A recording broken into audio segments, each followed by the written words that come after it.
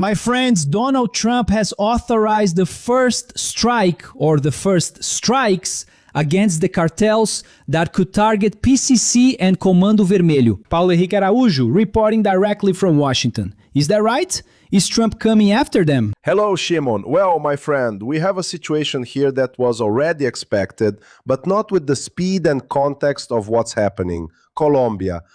That's right. We had an earthquake that hit Colombia at the beginning of this week, right at the start of Abelardo de las Priedias' term, in the first days of his administration. And he has been working daily in the places where the victims are being assisted, with searches, rescues, and everything else. But since the very first day of his term, actually the middle of the day, because he started his term in the middle of the day, on August 7th, he already went after the drug cartels. So the first weekend was full of operations in the jungles, busting camps, and then the earthquake happened. Well, everyone thought this would stop the initial momentum, and maybe the criminals felt relieved for a while, but that wasn't the case. Yesterday, the Minister of Defense of Colombia was in Panama City alongside the United States Ambassador to Panama and none other than the Secretary of War, Pete Ragshath. Well, what happened, Shimon? Pete Ragshath signed the Joint Cooperation Agreement to fight drugs and international cartels. And more than that, he announced it there on the US Department of War's social media in photos with the entire Colombian delegation. And the moment when it was being signed, that now the two countries have a cooperation treaty and joint military actions. The first attacks or the first joint operations haven't been scheduled yet, but there is already this prior authorization in place in less than a week. However, Abelardo de la Espriella is already in command of the country. Operations have already started by Colombia, and as he declared, from Colombia, and now we will have incursions coming. De la Espriella is already in command of the American Army. Shimon, this is important for us to understand the scale of the situation. Sometimes when we talk, the news feels made up, like it just appeared. Sometimes when we talk, it sounds like news, something made up. There was military involvement in the 90s between the Colombian and American governments when the president at the time was Clinton. It wasn't something of that magnitude. Because even though there was a cooperation agreement for jungle combat, many people will remember the Black Hawks in the Colombian jungle. So that's not new. Actually, it is. Because at that time, their target was only the cartels, mainly the Cali cartel. Now, what's at stake are actually the guerrillas. And what's the interesting point here? These guerrillas were spared by the Clinton administration at the time, meaning the order was to go after the cartels, but not to mess with the guerrillas, because there was still the lingering effects of Ronald Reagan's policies, who is considered by many to be the greatest president in United States history, alongside Abraham Lincoln. And Ronald Reagan made a great effort throughout Latin America to fight the communist groups, the communist guerrillas of that time. And Mr. Bill Clinton, he was the president of the Democratic Party, more aligned with the left, so he didn't see this as a priority. So look at what happened. There is no power vacuum. Right when the cartels fell, what did we have? The rise of the communist guerrillas, taking all their positions, creating the entire structure of international drug trafficking, allied with the São Paulo Forum. Just look at that. And that financed the entire political restructuring of the left in Latin America, my friend. So what we're seeing here, whether we like it or not, is a new step in something that was left unresolved in the 90s, now coming back even stronger, and maybe something unprecedented in South American military history. All right, if you're just joining our channel now, subscribe, turn on the notification bell, and leave a like on the video. It's a lot of work to bring Paulo Henrique Araújo here with us directly from Washington. But that's not all. Paulo Henrique, There is a direct authorization from Trump for cyber attacks that could reach the PCC and Comando Vermelho. And then Brazil gets directly involved in this declared war. I believe that the Lula government, Moraes, the Brazilian system, they are refusing to understand and accept the new reality of the continent. Why? Because they were in charge of everything until a year and a half ago. A year and a half ago, they had control, right, of all aspects of our continent. Then Trump comes, slams his fist on the table, and the change begins. And it seems like Lula and Moraes, nothing is going to happen to them. It's impossible. Because the analysts say it's impossible, but we are seeing things unfold. It's not overnight, but it seems like this wave of change is coming, Paulo Henrique. That's right, man. Look, you brought me 3 topics in one. I'll connect them. Shall we start with Alexandre de Moraes? This week, we had one of the saddest moments in the history of journalism in Brazil, which was the breaking of source confidentiality in a persecution of a journalist from Maranhão who was making accusations against the family of a justice of Brazil's Supreme Federal Court, Flávio Dino, who was allegedly using the Maranhão Superior Court of Justice's official vehicles for personal use. And this has already led to a search and seizure of the journalist's electronic devices in March, which was already a scandal. And now those items were returned on August 10th, okay? And then, just the next day, they managed to reach the journalist's source and also carried out a police operation against him. This is triggering an international scandal, okay? Yes, brother. Why? Because violating source confidentiality is something that destroys journalism. It destroys something fundamental to any democracy. And this, my friends, already makes many countries see Brazil as a dictatorship. And the information that started circulating yesterday is precisely that the US State Department is working on this, okay? They are working and closely monitoring this case with great interest. And that the American government, according to journalist Paolo Capelli, reported yesterday, may reapply the sanctions of the Magnitsky Act, which is against Alexandre de Moraes because of this, and this is something very serious. This isn't about a countdown. We're not making this up. Okay? Paulo Capelli even brought this up in his column in the Correio da Manhã newspaper, right? He's also an insider there in Brasília. He brought this information. That's the first point about Alexandre de Moraes and Lula that you mentioned. Second point, let's talk about PCC and Comando Vermelho. There's a very serious problem happening, which is the following. All the countries surrounding Brazil are signing cooperation agreements to fight drugs and organized crime. And automatically what's going to happen? Things will get tough for these criminals. They'll start moving money out of the country. They'll start fleeing to another place where the environment is, at the very least, more favorable to them. And what country does that leave? That's right. The country that's left for that is Brazil. And look, it's not something that might happen. It's already happening. We even had members of Tren de Aragua who were arrested. They were arrested in Brazil 2 months ago. Tren de Aragua, one of the largest criminal groups in Venezuela, who worked as hitmen for Nicolás Maduro, and their financial operator was arrested in Brazil. Okay? And this happened because of a joint operation by the state police. It's always good to remember that, okay? It was state police forces that made this arrest. It wasn't federal, okay? So this is an important detail. And what's happening? Yesterday we had a meeting at the Foreign Relations Committee, right? Actually, not yesterday. That's not true. I am lying.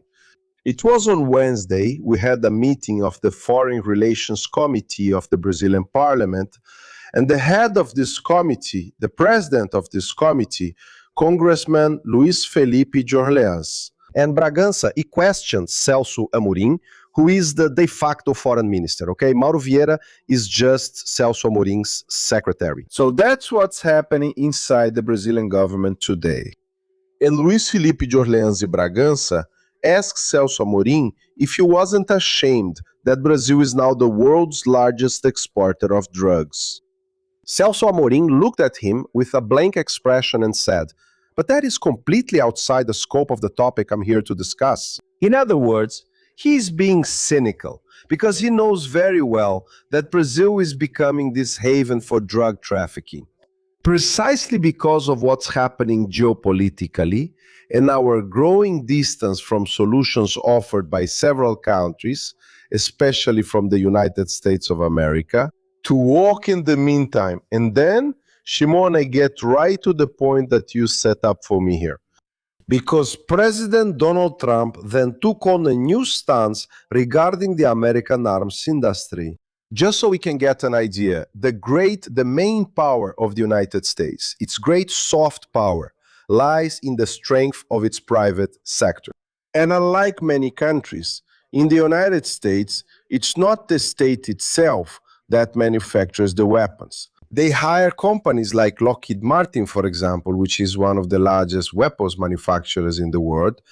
And now, also with President Donald Trump, also changing his thinking and strategy. He gave authorization for various United States agencies like the DEA, as well as the FBI, the CIA, among others, to hire private companies for cyber attacks. Exactly that. So President Donald Trump started something big and new in the midst of all this, where we can see cybersecurity companies, private companies being hired for cyber attacks. And there are varying levels of authorization for these companies to be hired. For example, if it's an attack aimed at, say, espionage, tracking, or breaching some form of secrecy maintained by criminal groups, what's at the top of this list right now is precisely the fight against drugs across the entire continent, okay? In this major effort that the United States is leading. No. In its new national security playbook, and this comes with a standard authorization, let's put it that way. However, nevertheless, when it involves issues that could lead to the use of violence, right?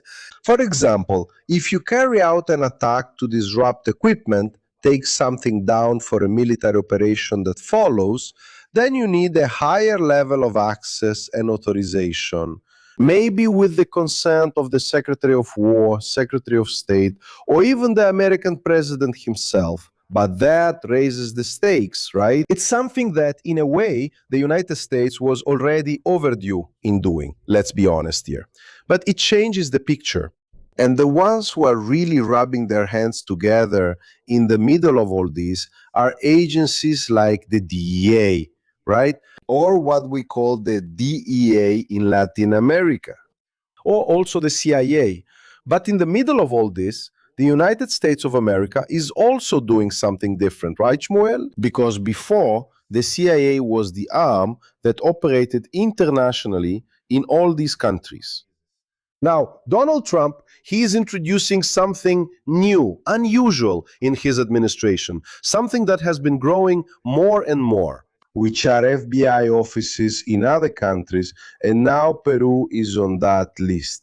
Yes, my friends, Peru, under Keiko Fujimori, has also joined the Shield of the Americas, along with Chile, along with Colombia, with Abelardo de las Prieja, and the FBI will have an office there in Peru to operate on all these fronts. Start connecting all these dots. We have American troops already in Paraguay. The situation for the Brazilian government is as bad as it can get. For a government that doesn't want to cooperate, for a government that's becoming more and more isolated, Shmuel. Paulo Henrique, let me bring two important insights to your analysis here, because practically, well, not practically, right? The war has started, and it's what we were saying at the beginning. They don't believe that this war has started, right? But look, These cyber operations, which are system intrusions, breaking the secrecy of groups like the PCC, Comando Vermelho, the cartels, the Venezuelans, the Colombian and Mexican cartels, right? Yeah, this is going to expose to the world any connections these groups may have with politicians. And then I bring up Lula's name again, right? Moraes isn't a politician, but he's part of the system. And we know that Moraes supposedly has connections with some groups, right? Yeah, criminals like the PCC, right? There was a moment when he acted, right?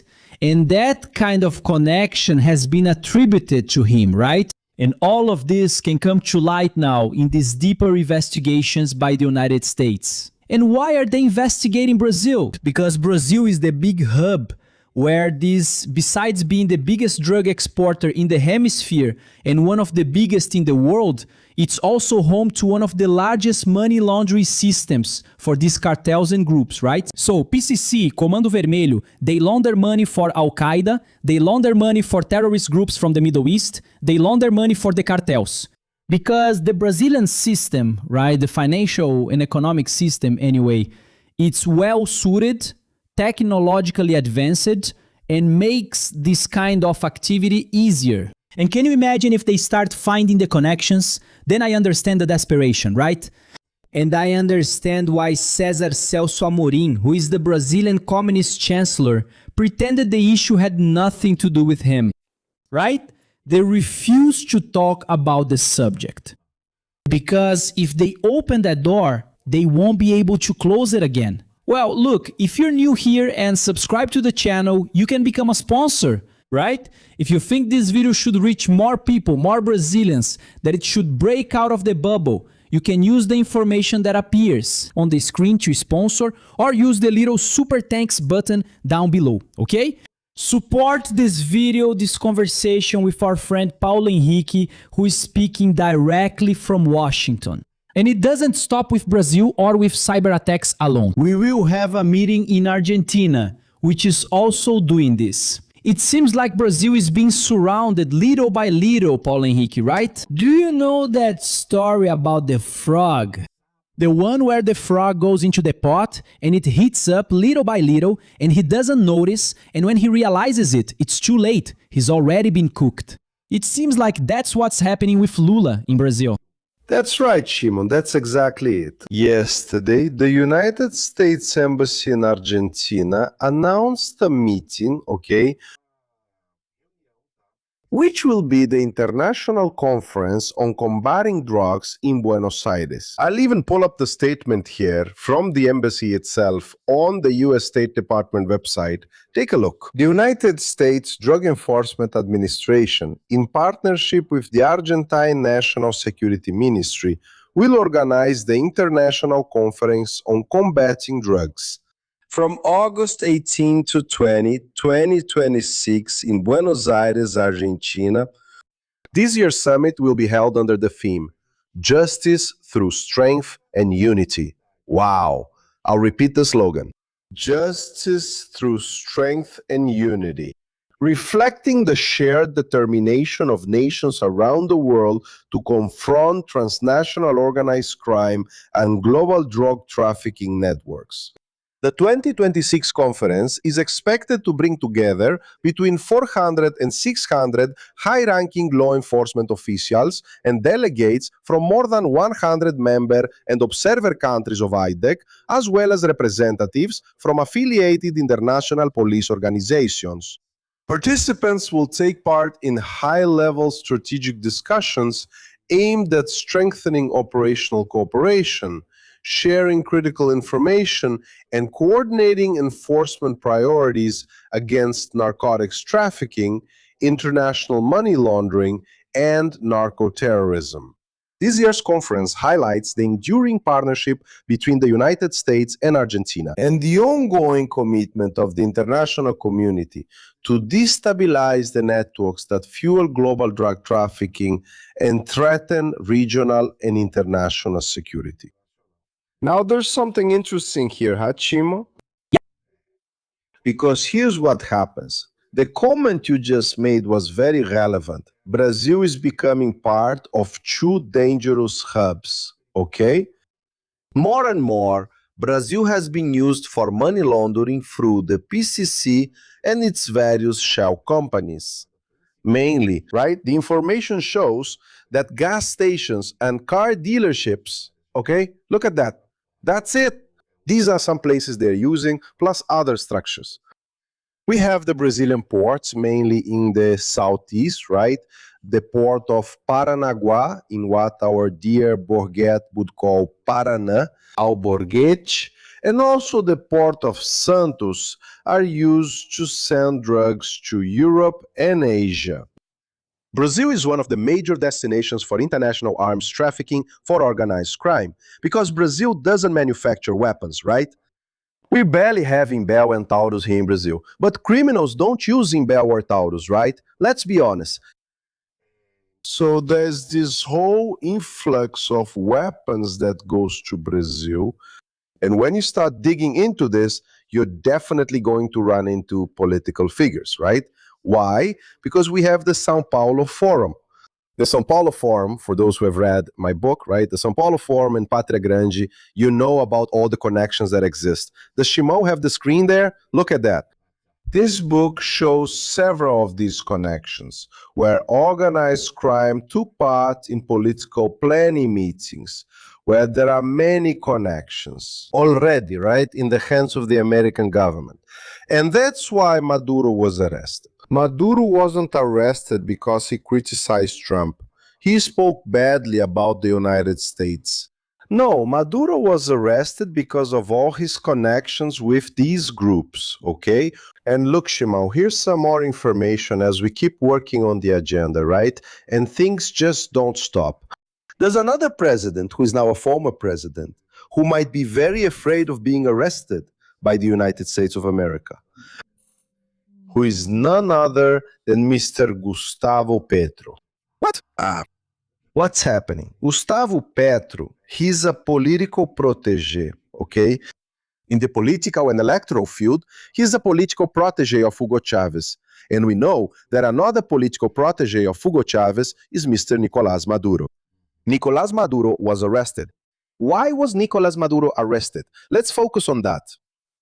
Nicolás Maduro was reported by several cartel leaders who made plea deals with the American justice system throughout 2024 and 2025. In addition, there were people who were arrested, for example, from Tren de Aragua, who also testified. El Chapito, the son of the infamous El Chapo from the Sinaloa cartel, made the biggest witness protection deal in history. He had so much information, Shimon, that besides himself, he managed to protect 16 more people. Wow. Look, the United States doesn't make this kind of deal. No, my friend, 16 people is a lot. And it was precisely El Chapito's testimony that revealed all the connections between the Sinaloa cartel and the Los Soles cartel. That provided the full basis for what is officially classified as a police operation for Maduro's arrest on January 3rd. But all these investigations are already knocking on Gustavo Petro's door. I reported this at the beginning of 2026, okay? And there was this concern on the part of Gustavo Petro. So much so that Gustavo Petro started talking a lot about Trump. Trump had already imposed a sanction on Gustavo Petro, which is still in effect, okay? Which is, he is on the Clinton list. It's practically the same thing as Magnitsky sanctions. The only difference is the type of accusation, right? In Petro's case, he is not being accused of crimes against humanity. That's why it's another law that puts him on the Clinton list. But practically all the restrictions, and over there in Colombia, they were enforced, okay? He only has one bank account that barely works. And Petro started talking a lot. Trump, even after imposing the sanction on him, said, come to the White House so we can talk. And Petro came. Petro came here 3 days after I arrived in the United States, okay? I arrived here on February 2nd, and Petro was here on February 5th for that meeting. It was cold, almost 30 centimeters of snow on the streets. And then Besides being cold, Gustavo Petro went back home more relaxed, He stopped saying a bunch of things about the United States and so on. Okay, PH, what does that mean? Well, there's a law in Colombia that says there's no re-election there, okay, guys? And every time a president leaves the presidency of the country, there's a 12-month period when he can't leave the country, okay? And that's a matter of responsibility and accountability. And Mr. Gustavo Petro then can't leave Colombia for 12 months. No, he's inside Colombia. But he left, his last working day was Friday, last week. On Monday this week, what did Gustavo Petro do? He sent a letter to the Senate requesting authorization to leave the country in the next 12 months because he had invitations to give political lectures, academic invitations, and also personal ones. And he was asking the Senate for authorization to leave the country. Now, the detail is, he doesn't say who invited him, which university invited him, in which organizations, to which countries he was going, absolutely none of that, okay? So, and that's now on hold in the Senate because of the earthquake we had in Colombia. All the attention is focused on that. But Gustavo Petro wants to leave the country.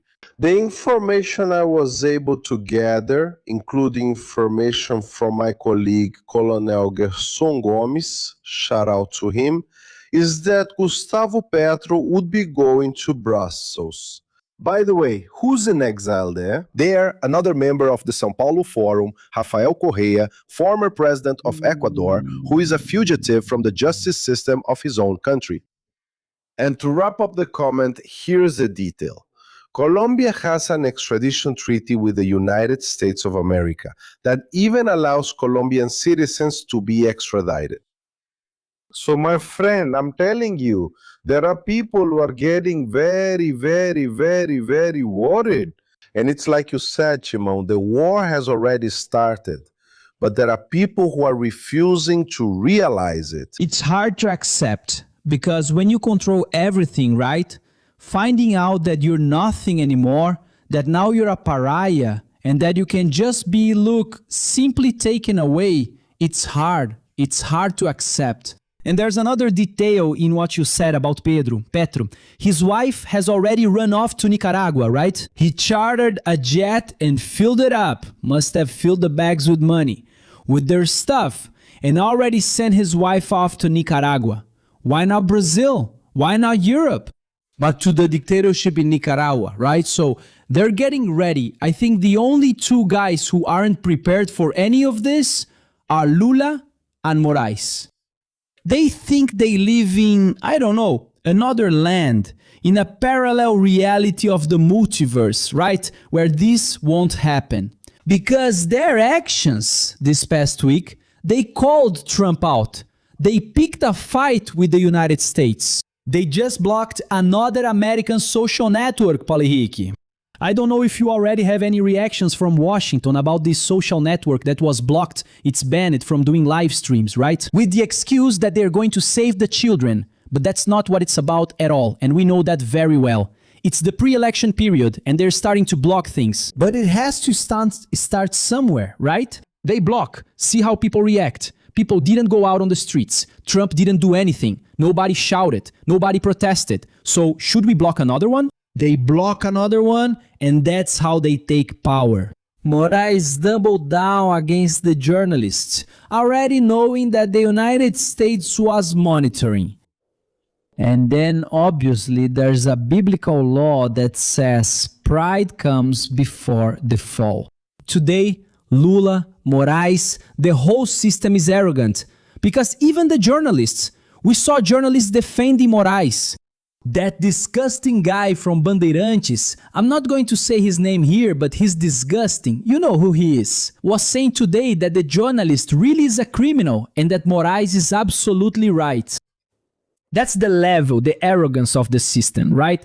The arrogance of Faria Lima, that at no point did the guys from Faria Lima who signed Lula's democracy letter come forward to admit their mistakes, right? The country is bankrupt. Brazil was downgraded this week as a place to invest. Look, it dropped, right? Investors are leaving Brazil and Faria Lima is still arrogant. They don't take responsibility to get Lula out of power. So it's just that this tsunami is coming here to Brazil.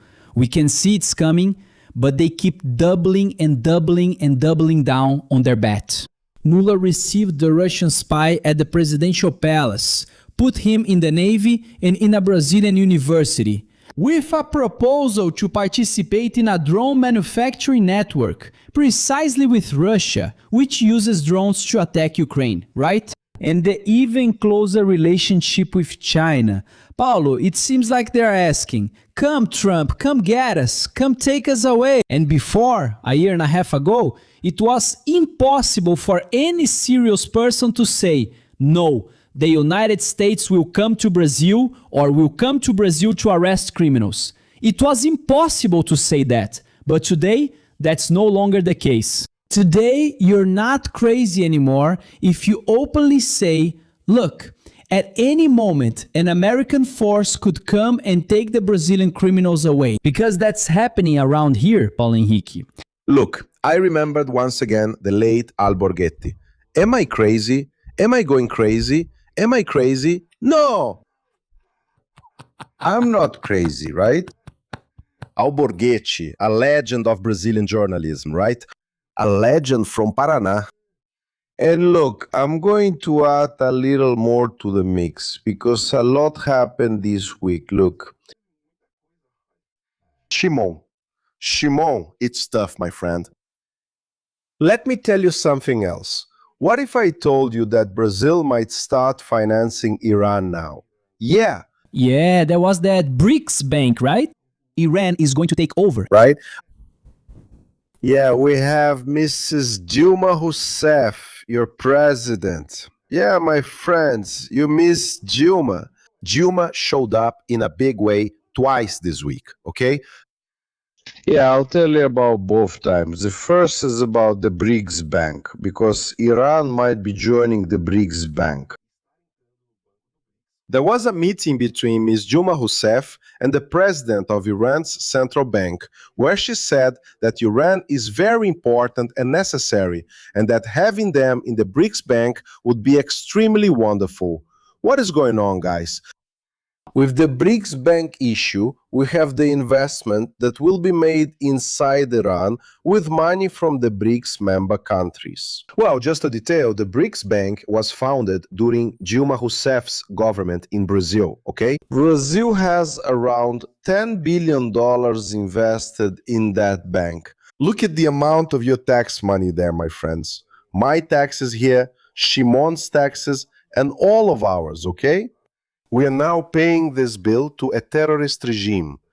More than that, in an interview, the president of the Central Bank of Iran said the following, that in addition to cooperation for investments, they can also expand trade cooperation. And the key detail is the use of the national currencies of these countries. Yeah, my friend, what does that mean?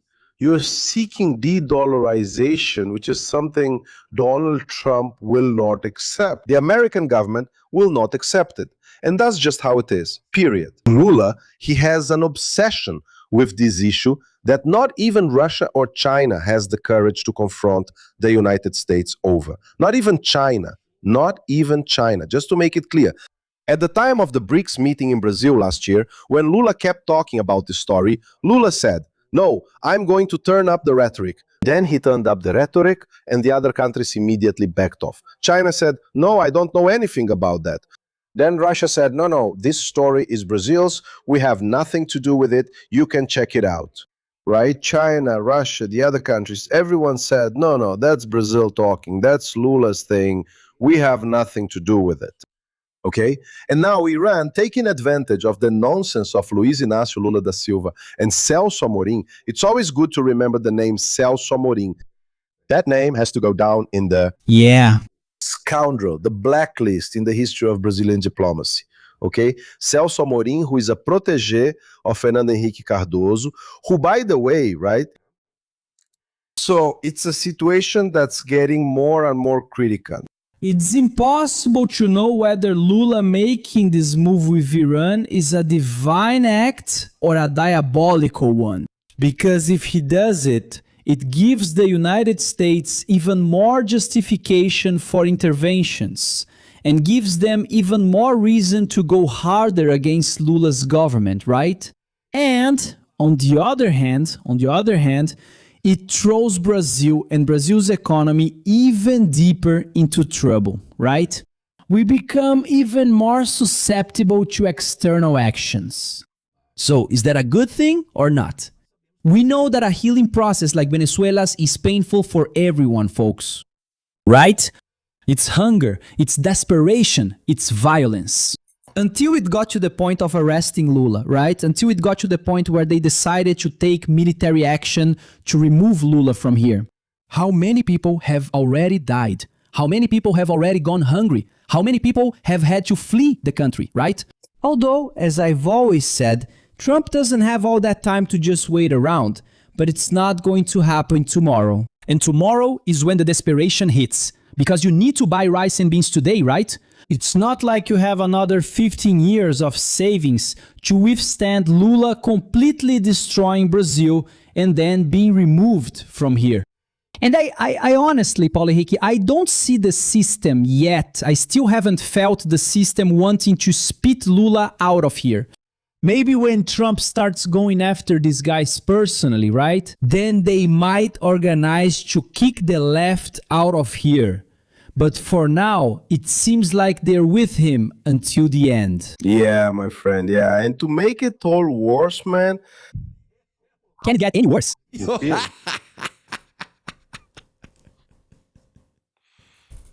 Simão, so I'm going to ask a question here for the audience. Guys, tell us, put it in the comments. Do you see all these points that we're bringing up in this show here just from this week in the media out there?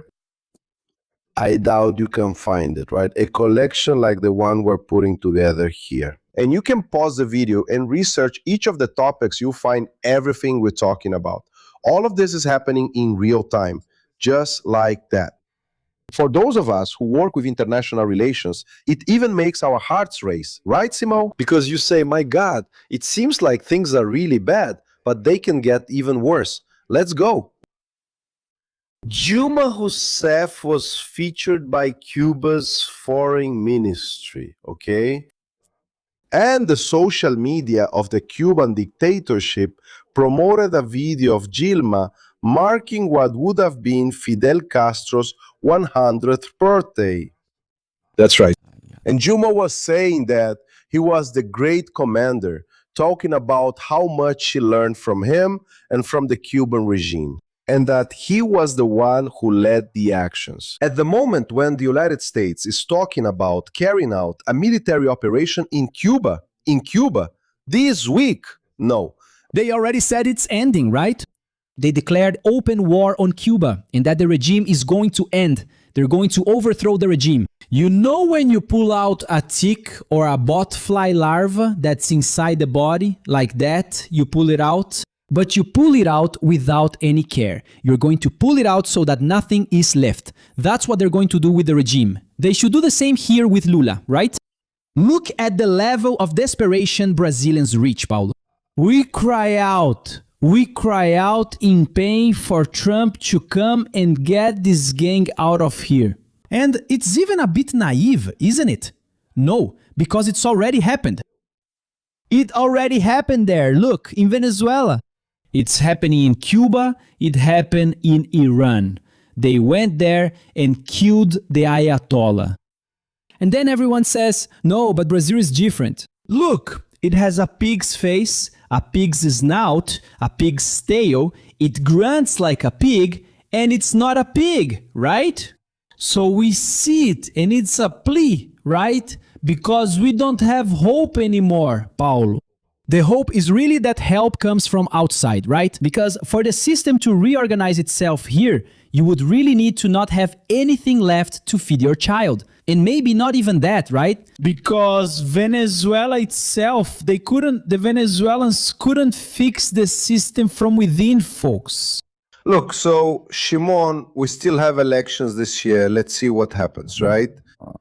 Yeah, I think we need to have a very clear awareness, right? Not get stuck on this thing of not going because you have doubts. If you have doubts, go. If in doubt, go, my son. Go vote, right?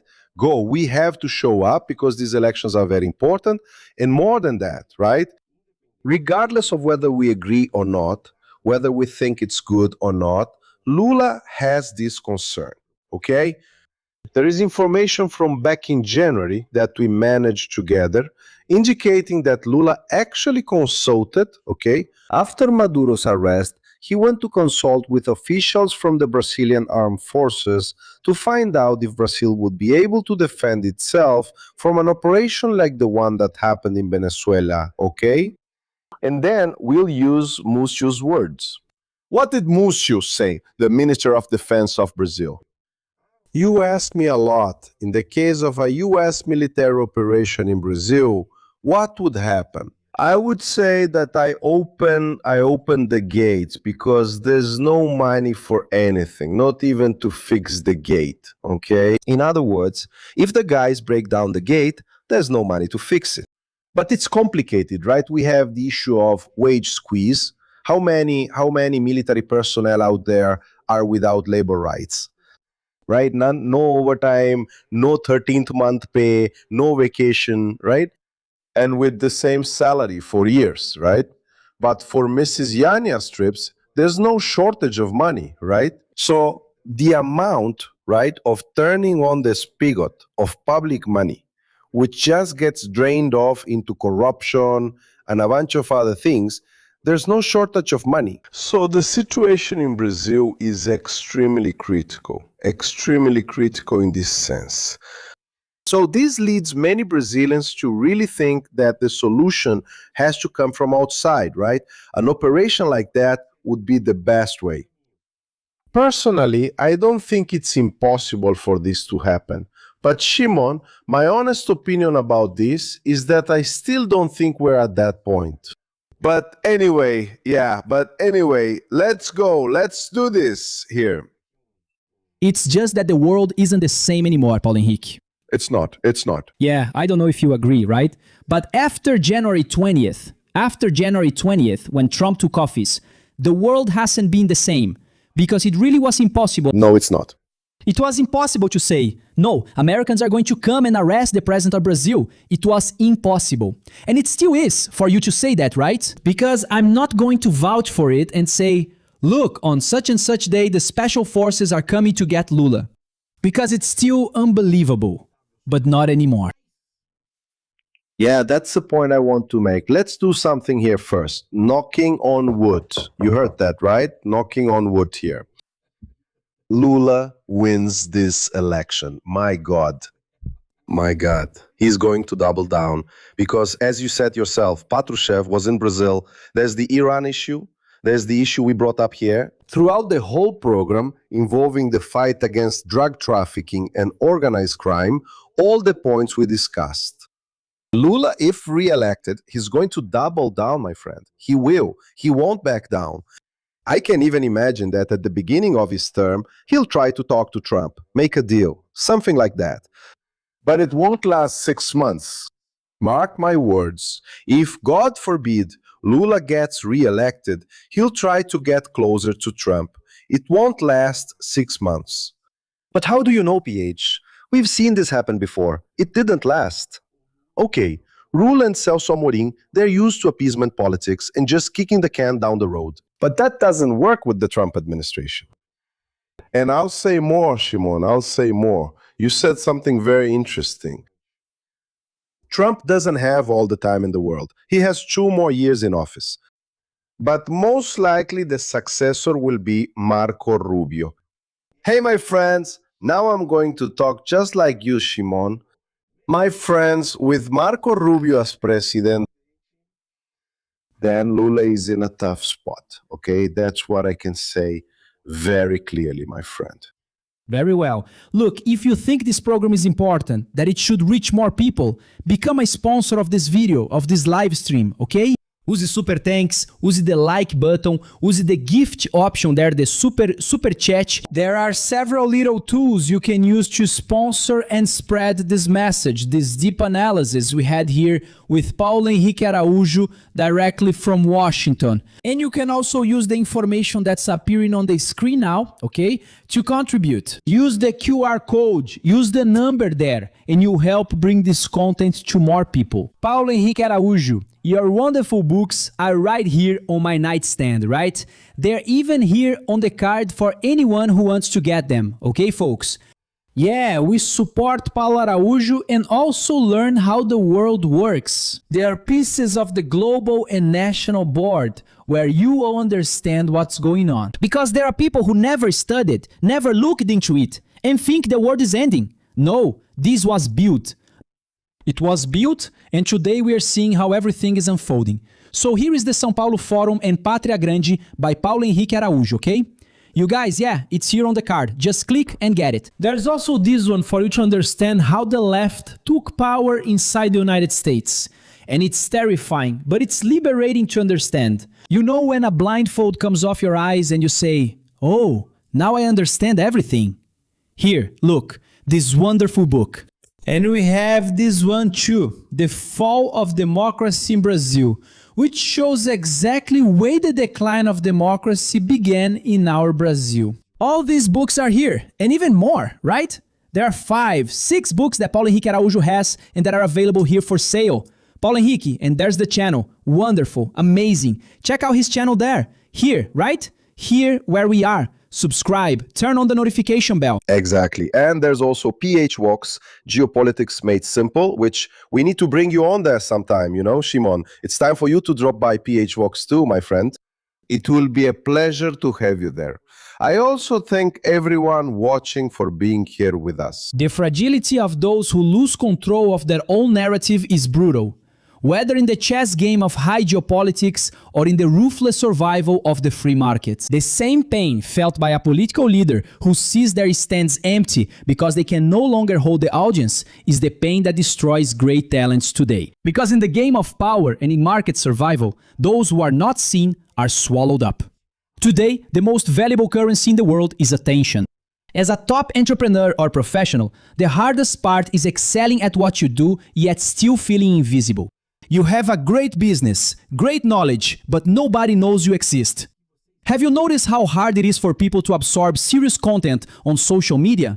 It seems like only silly dances or pointless memes go viral. 15 years ago on radio and television, I realized that the mechanism to build authority requires in-depth content and a lethal strategy. Today, I generate over 50 million views per month on my social media, monetized in dollars. The formula has now been proven. And now, with this knowledge in my hands, I'm recruiting entrepreneurs and experts who are the best.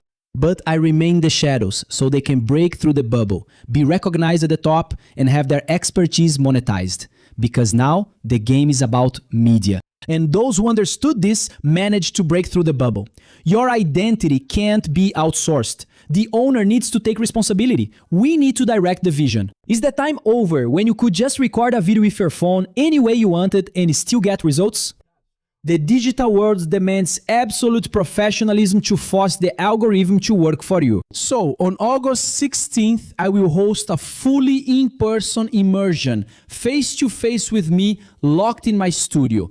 Take advantage of this opportunity. The QR code is on the screen, the secure link is in the description and in the first pinned comment. But I'm ruthless. When the last spot is taken, the steel door closes, and I don't know when we'll have another opportunity. So don't miss the opportunity to sit face to face with those who do it, with those who put it into practice. It's not theory, it's not just a little video, it's not a motivational show. It's what I do, how I do it, tailored to your situation.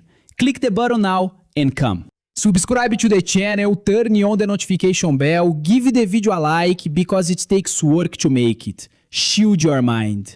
I'm Shimon Oliveira and I'll see you at our next meeting. See you then.